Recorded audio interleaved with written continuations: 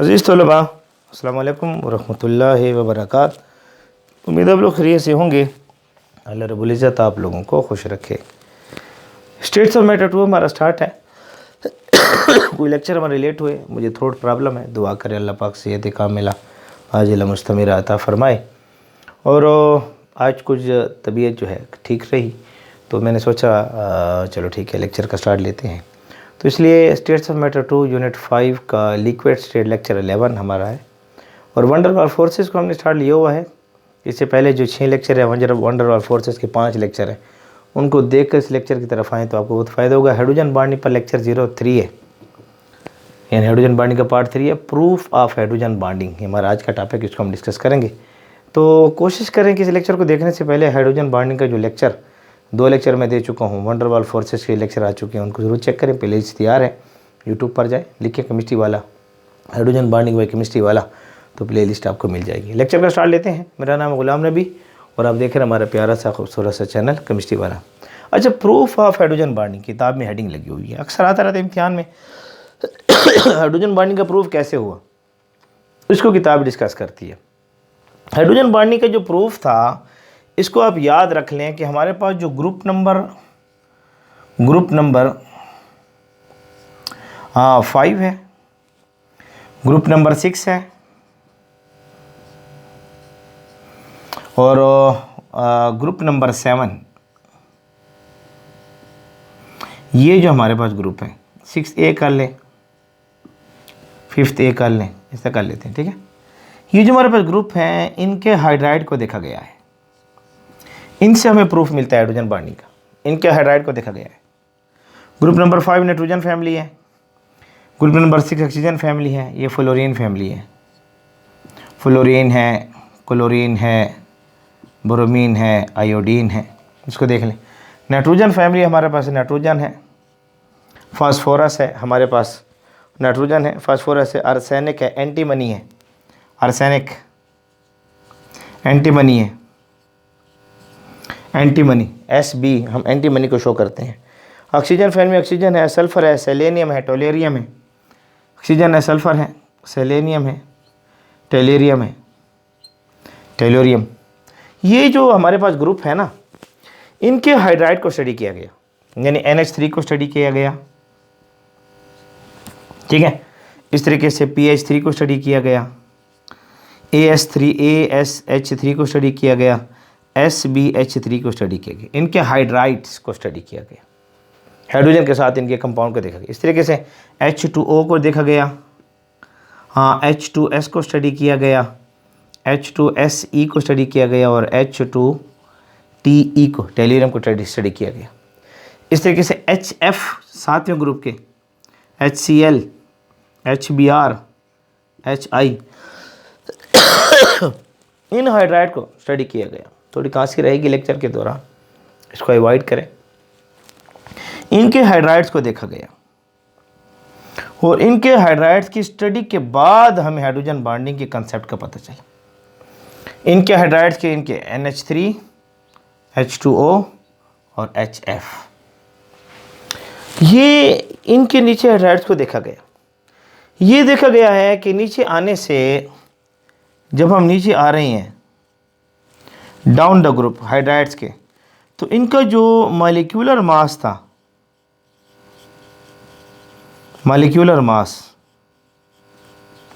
वो इंक्रीज हो रहा था। नीचे आ रहे हैं, इन सब का मॉलिक्यूलर मास क्या हो रहा था, इंक्रीज हो रहा था। डाउन द ग्रुप आने से इन सब का मॉलिक्यूलर मास क्या हो रहा था, इंक्रीज हो रहा था। ये देखा गया।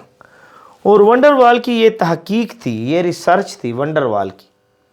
वंडरवाल ये कहता था कि जितना हम देखेंगे मॉलिक्यूलर मास बढ़ेगा मॉलिक्यूल्स के दरमियान, लेट्स सपोज जो है हमने यहाँ नीचे कोई मॉलिक्यूल इनमें से कोई ले रखा है, उनके दरमियान जितना मॉलिक्यूलर मास बढ़ेगा, उनके दरमियान जो वंडरवाल फोर्सेस होंगी वो ज़्यादा होंगी।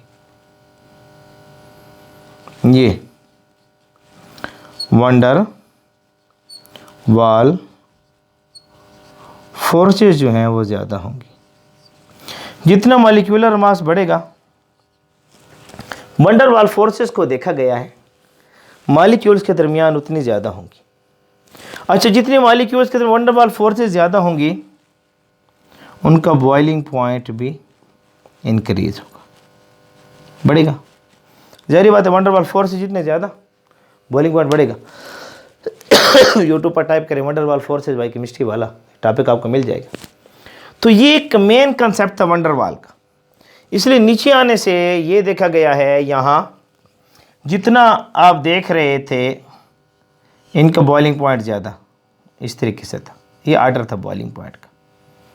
यहाँ तक तो ये बात सही गई, लेकिन जब NH3 आया इसका बॉइलिंग पॉइंट सबसे कम आना चाहिए था, लेकिन ग्रुप क्योंकि इसका मोलर मास कम है, इसकी वंडर वाल फोर्सेस कम होनी चाहिए थी, लेकिन हमने देखा इसका बॉइलिंग पॉइंट सबसे ज़्यादा था, ग्रुप में एक्सेप्शनली हाई था। यही हाल यहां पर भी था, वंडर वाल फोर्सेस ज़्यादा बॉइलिंग पॉइंट ज़्यादा होगा। लेकिन जब हम यहां पर आए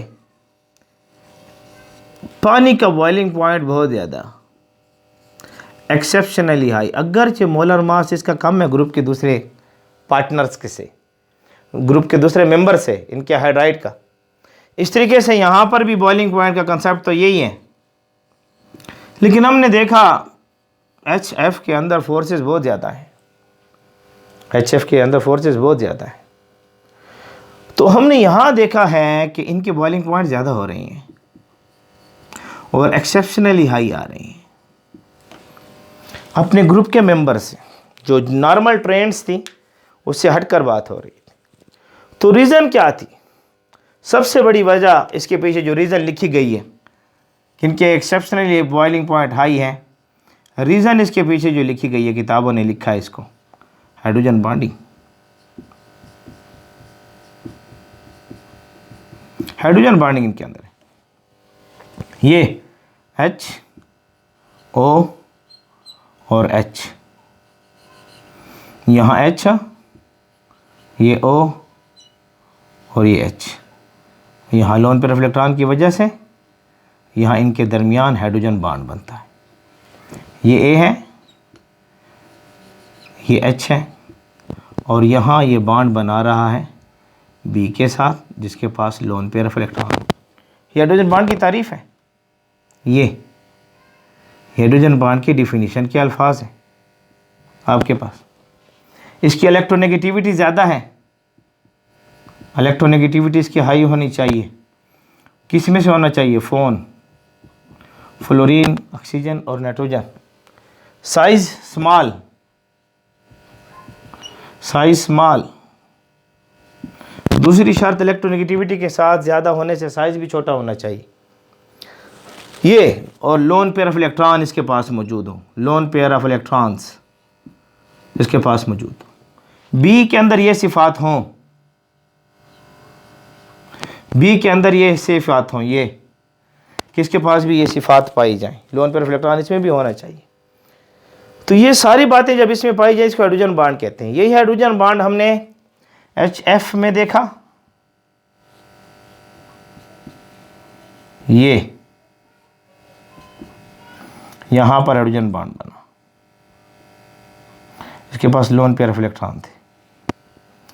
ये A है, हाइड्रोजन के साथ बॉन्ड बना रहा है, हाइड्रोजन यहां बॉन्ड बना रहा है B के साथ जिसके पास लोन पेयर ऑफ इलेक्ट्रॉन।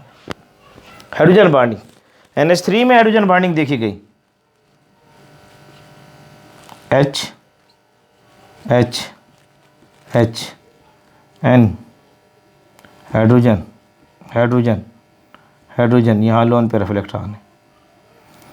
इनमें हाइड्रोजन बॉन्डिंग देखी गई, तारीफें मैं समझा चुका हूँ। तो चूंकि इनके अंदर हाइड्रोजन बॉन्ड है और हाइड्रोजन बॉन्ड स्ट्रांग बॉन्ड है, हाइड्रोजन बॉन्ड काफ़ी मजबूत बॉन्ड है बनिस्बत वंडर वाल फोर्सेस के। अगरचे हाइड्रोजन बॉन्ड को वंडर वाल में हम रखते हैं, लेकिन इसके अंदर चूँकि स्ट्रेंथ ज़्यादा है, स्ट्रेंथ ज़्यादा होने की वजह से हम जो है इसको वंडर वाल से भी अलग रख रहे हैं। वंडर वाल फोर्सेस हाइड्रोजन बॉन्ड स्ट्रेंथ को याद रख लें। आपके पास मुख्तलिफ बॉन्ड हैं, आपके पास जो है आपकी किताब ने मुख्तलिफ बॉन्ड आपके सामने लगाए होंगे, अगर आपके पास किताब मौजूद है, आपके पास जो है आयनिक बॉन्ड है, कोवेलेंट बॉन्ड होता है, डाइपोल फोर्सेस भी होते हैं, वंडर वाल फोर्सेस भी हैं। आपके पास आयनिक बॉन्ड है, आयनिक बॉन्ड ये सोडियम है, ये क्लोरीन है, इनके दरमियान ये आयनिक बॉन्ड है, आयनिक बॉन्ड। ये अगर आप इसको तोड़ना चाहते हैं, ब्रेक करना चाहते हैं इस बॉन्ड को, ये जो आयनिक बॉन्ड आपके पास मौजूद है, आप इसको ब्रेक करना चाहते हैं इस बॉन्ड को, तो आपको ज़्यादा हीट चाहिए, तकरीबन 760 किलो जूल पर मोल, बहुत हाई हीट है। आप आयनिक बॉन्ड को ब्रेक करना चाहते हैं 760 किलो जूल पर मोल, आपको स्ट्रेंथ चाहिए, हीट चाहिए, एनर्जी चाहिए इस बॉन्ड को ब्रेक करने के लिए।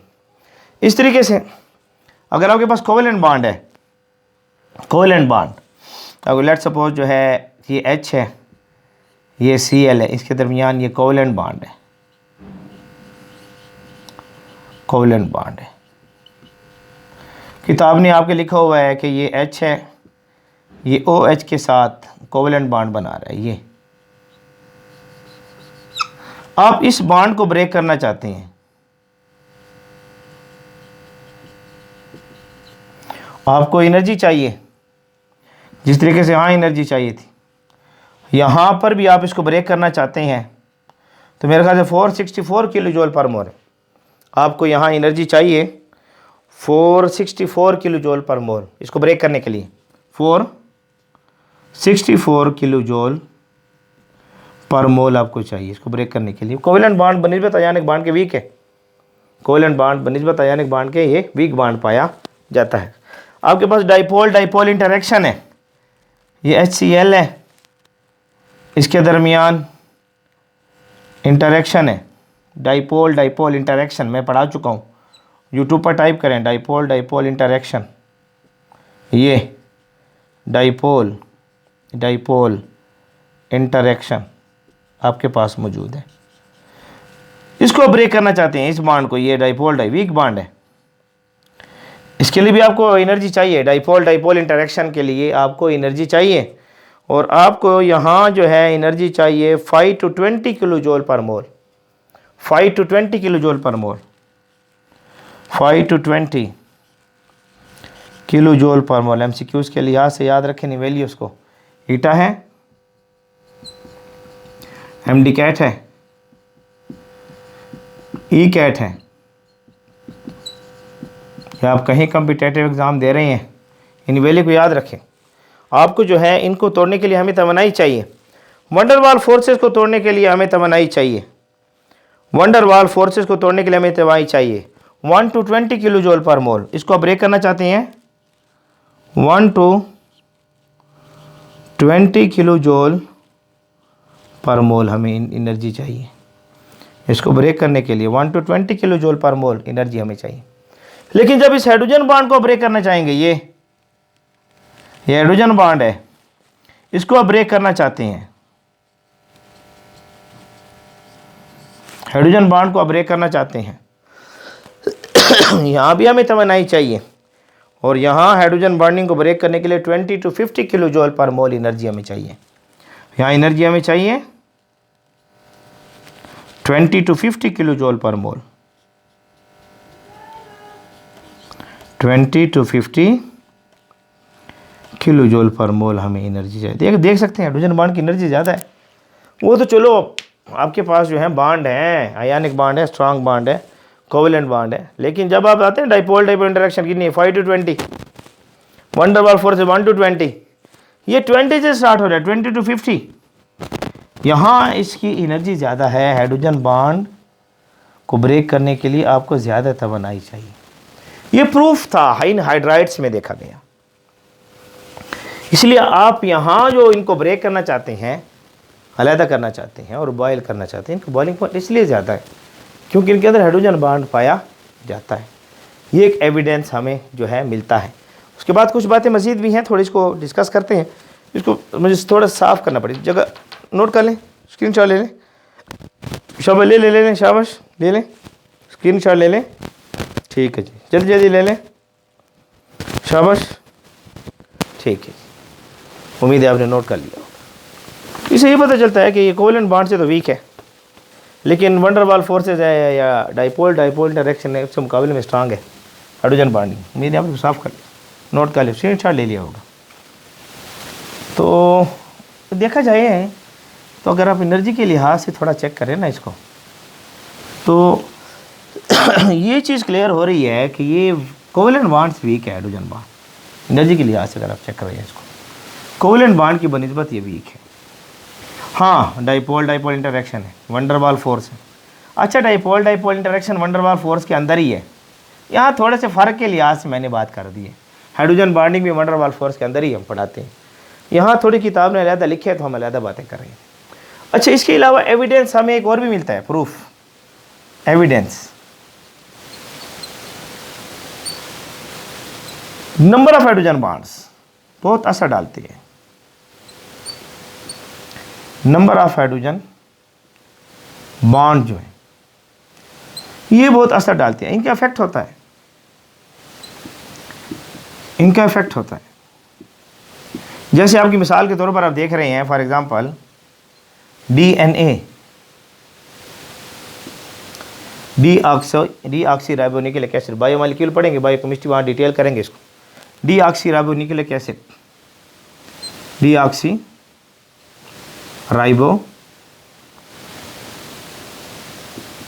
राइबोन्यूक्लिक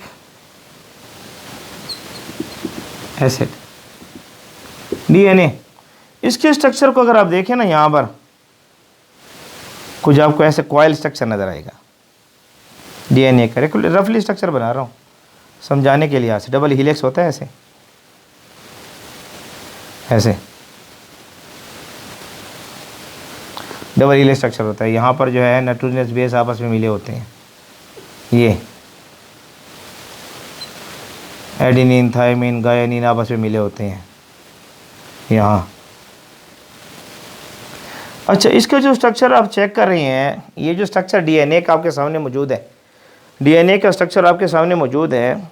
इस स्ट्रक्चर को ये डबल हीलिक्स स्ट्रक्चर इसको नाम देते हैं। इसमें डबल हीलिक्स स्ट्रक्चर जो आपके सामने आ रहा है, डबल हीलिक्स स्ट्रक्चर, ये जो कॉइल आ रहा है, डबल हीलिक्स स्ट्रक्चर आपके सामने आ रहा है, इसको डबल हीलिक्स स्ट्रक्चर कहते हैं।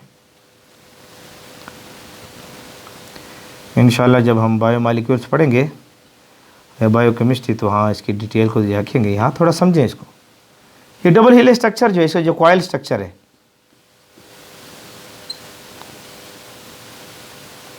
और इसे कॉइल स्ट्रक्चर मेंटेन है। उसकी वजह यह है कि यहाँ पर नाइट्रोजन होता है, नाइट्रोजनस बेस, और यहाँ हाइड्रोजन बॉन्डिंग ये बनाते हैं। तो थोड़ा मैं इसको यहाँ पर क्लियर कर सकूँ, ऐसे इसको और इसको यहाँ पर ऐसे थोड़ा समझने के लिए। आज ओए होए, नाइट्रोजन लोन पे रिफ्लेक्टॉन, और यहाँ पर इनके दरमियान हाइड्रोजन बॉन्डिंग होती है। ये एविडेंस, इसका स्ट्रक्चर कॉइल है।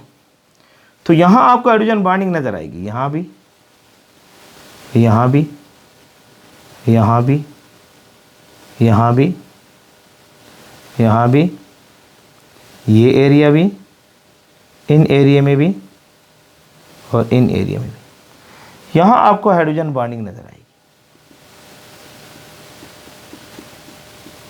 इसको याद कर लें एटम डिकैड के लिहाज से। और ये इसका कॉइल स्ट्रक्चर है, स्पाइरल स्ट्रक्चर है।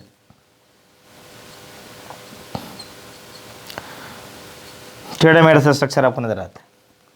तो ये नंबर ऑफ हाइड्रोजन, अगर हाइड्रोजन बॉन्ड वीक है, यानी अगर हाइड्रोजन बॉन्ड को आप देखना चाहते हैं, हाइड्रोजन बॉन्ड इतना वीक है कोवेलेंट बॉन्ड के बनिस्बत, ये हाइड्रोजन बॉन्ड वीक बॉन्ड है as compare to covalent bond. अभी हमने देखा है कोवेलेंट बॉन्ड 464 किलो जूल पर एनर्जी हमें चाहिए as compare to covalent bond, और इसको 20 to 50 हाइड्रोजन को कितनी चाहिए, 20 to 50 किलो जूल चाहिए पर मोल। यहाँ कितनी चाहिए, 464 किलो जूल पर मोल, यहाँ 450 किलो जूल पर मोल। 20 to 50 सॉरी, कितनी कम है, यानी देखा जाए यानी 5%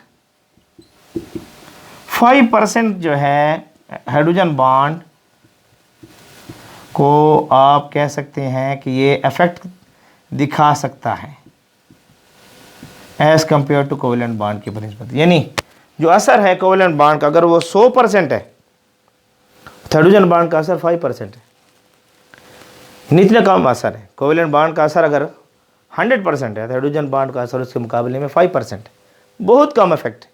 लेकिन जब नंबर ऑफ हाइड्रोजन बॉन्ड ज़्यादा हुए, number of hydrogen bond increase हुए, उनका इफेक्ट भी फिर ज़्यादा होता है। यहां नंबर ऑफ हाइड्रोजन बॉन्डिंग बहुत ज़्यादा है, इनके नंबर ज़्यादा हैं,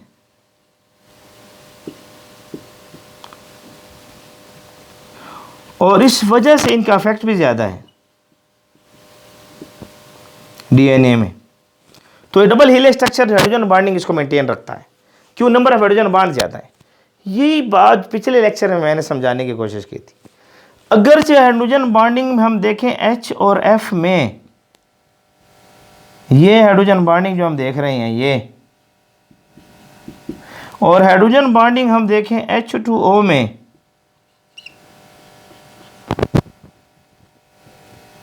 ये हाइड्रोजन बॉन्डिंग इलेक्ट्रोनेगेटिविटी फ्लोरीन की ज्यादा है, इलेक्ट्रोनेगेटिविटी फ्लोरीन की ज्यादा है, इसलिए ये हाइड्रोजन बॉन्ड जो है ये स्ट्रांग है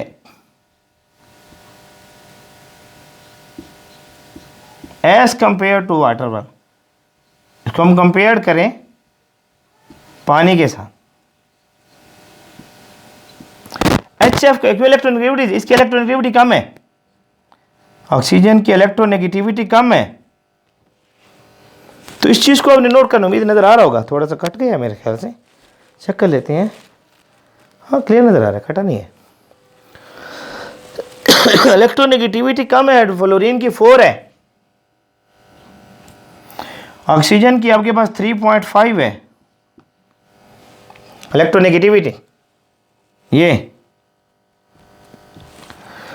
तो जितने इलेक्ट्रोनेगेटिविटी आप देखेंगे जिसकी ज़्यादा हाइड्रोजन बॉन्डिंग इफेक्ट उसका ज़्यादा, ये हाइड्रोजन बॉन्डिंग स्ट्रांग है बनिस्बत पानी के। लेकिन देखते हैं ये HF आपको गैस की सूरत में नज़र आता है। HF जो है होए होए ये गैस है, और H2O लिक्विड। सवाल तो उठता है कि सर जी हाइड्रोजन बॉन्डिंग उसमें स्ट्रांग है, इसमें वीक है, चाहे तो ये था पानी गैस हो, ये लिक्विड होता। Affect number of hydrogen bonding के लिहाज से आपने याद रखना। पिछले लेक्चर में मैंने समझाया पानी 4 हाइड्रोजन बॉन्ड बनाते हैं, 4 हाइड्रोजन बॉन्ड बनाता है। फ्लोरीन आपके पास मैक्सिमम 2 हाइड्रोजन बनाना रहा है, 2 हाइड्रोजन बॉन्ड बनाएगा। इसको याद कर लें, पिछले लेक्चर को देखें, यूट्यूब पर टाइप करें hydrogen bonding lecture 02 by chemistry वाला। नंबर ऑफ हाइड्रोजन बॉन्डिंग ज्यादा हुए, इनका इफेक्ट ज्यादा हुआ, तो स्टेट लिक्विड बनी। या नंबर ऑफ हाइड्रोजन बॉन्डिंग कम थे, अगर हाइड्रोजन बॉन्डिंग मजबूत है बनिस्बत वाटर वाली, बनिस्बत वाटर के HF में हाइड्रोजन बॉन्डिंग, हाइड्रोजन फ्लोराइड में हाइड्रोजन बॉन्डिंग मजबूत है, लेकिन नंबर ऑफ हाइड्रोजन बॉन्ड ज़्यादा होने से इफेक्ट बढ़ा, इसे लिक्विड में गया। इस लिक्विड होने की वजह से हमारी कायनात कायम है। इस चीज़ को नोट कर लें। इसके अलावा जो है आपने हाइड्रोजन बॉन्डिंग जो है, हाइड्रोजन बॉन्डिंग ये डायरेक्शनल है, इसके एक फिक्रे को याद कर लें। हाइड्रोजन बॉन्डिंग जो है ये डायरेक्शनल है, ये एक फिक्रा याद कर लें। असल डायरेक्शन से मुराद क्या है कि जो ऑर्बिटल है ना, ऑर्बिटल उनकी जो अरेंजमेंट है वो प्रॉपरली अरेंज है।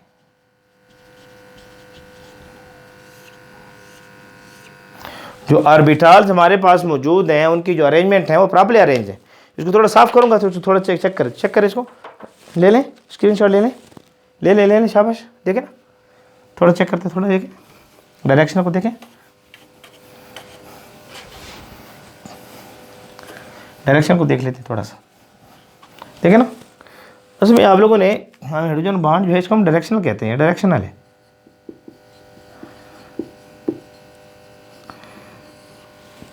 अगर आपको याद है ये जो H2O है ना, H2O, इसकी जो हमारे पास वैलेंस शेल इलेक्ट्रॉन पे रिपल्शन थ्योरी, यूट्यूब पर टाइप करें वैलेंस शेल इलेक्ट्रॉन पे repulsion theory, theory of covalent bonding in shape of molecule by chemistry वाला, वैलेंस शेल इलेक्ट्रॉन पे repulsion theory, VSEPR theory by chemistry वाला, तो आपको topic मिल जाएगा। वहाँ पर आप देखें पानी जो है ना, पानी H2O को जब हम लिखते हैं ऐसे लिखते हैं, इसका बैंड स्ट्रक्चर लिखते हैं H2O का, बैंड स्ट्रक्चर ऐसे, यहाँ लोन पेयर ऑफ इलेक्ट्रॉन है ऐसे, यहाँ लोन पेयर ऑफ इलेक्ट्रॉन। अगर इसको देखें तो हम इसको ऐसे बनाते हैं, लोन पेयर ऑफ इलेक्ट्रॉन को, इसको हम ऐसे बनाते हैं। यार इस शेप को, ये ऑक्सीजन के लिहाज से मैं पढ़ाऊँ ना, ऐसे ऑक्सीजन है, एक ऑर्बिटल ऐसे हैं, एक ऑर्बिटल ऐसे हैं, एक ऑर्बिटल ऐसे हैं, एक ऑर्बिटल ऐसे, ओए होए थोड़ा सा ठीक कर लें सर, टेट्राहेड्रल शेप बना रहा हूँ ऐसे ऐसे। अब ये लोन पेयर ऑफ इलेक्ट्रॉन, ये लोन पेयर ऑफ इलेक्ट्रॉन, ये यहाँ हाइड्रोजन के साथ बॉन्ड बन रहा है ऐसे। तो ये जो है ना, ये टेट्राहेड्रल है, टेट्राहेड्रल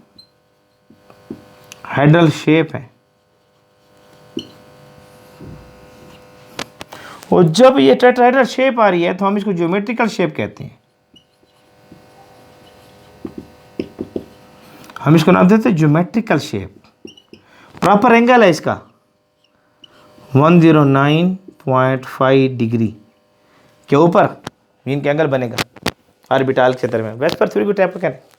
तो यहाँ अरेंजमेंट है, प्रॉपर अरेंजमेंट है, इसलिए यहाँ जो हाइड्रोजन बॉन्ड बनेगा तो प्रॉपर अरेंजमेंट के लिहाज से टेट्राहेड्रल शेप में आकर ये यहाँ पर इसके साथ हाइड्रोजन बॉन्ड बनाएगा। यहाँ पर ये प्रॉपर टेट्राहेड्रल अरेंजमेंट करेगा ऑर्बिटल्स की। उसके बाद तो ये हाइड्रोजन बॉन्डिंग बनेगी ये इस लोन पेयर ऑफ इलेक्ट्रॉन की वजह से। इस वजह से हम कहते हैं ये डायरेक्शनल है, प्रॉपर शेप के तहत इनके इलेक्ट्रॉन जो हैं आपस में एक दूसरे को वीकली अट्रैक्ट करेंगे, तो इस वजह से हम कहते हैं डायरेक्शनल है। तो ये कुछ बातें प्रूफ ऑफ हाइड्रोजन बॉन्डिंग में आपने इसको याद रखना है।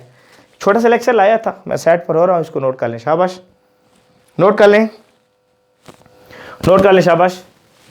तो उम्मीद है आप लोगों को हमारा आज का लेक्चर पसंद आया होगा। थोड़े से थ्रोट प्रॉब्लम्स हैं इसलिए शायद मेरी आवाज़ में आपको कुछ कमी महसूस हो, लेकिन इसको अवॉइड करें, कंटेंट की तरफ जाएं, जो मैं पढ़ा रहा हूँ उसको तवज्जो से सुना करें, देखा करें, हमारे बने रहें, जुड़े रहें। अल्लाह रब्बुल इज़्ज़त आप लोगों को खुश रखे।